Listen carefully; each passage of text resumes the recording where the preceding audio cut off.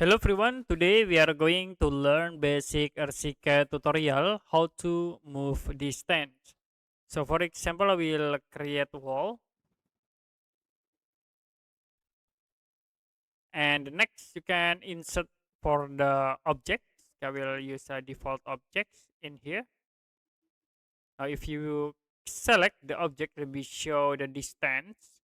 And if you want to set the distance between these two objects, you can click in the arrow here and then move like into this point. Now I will set the distance between these two objects like into 300. You can click and then type 300 and then press enter to apply.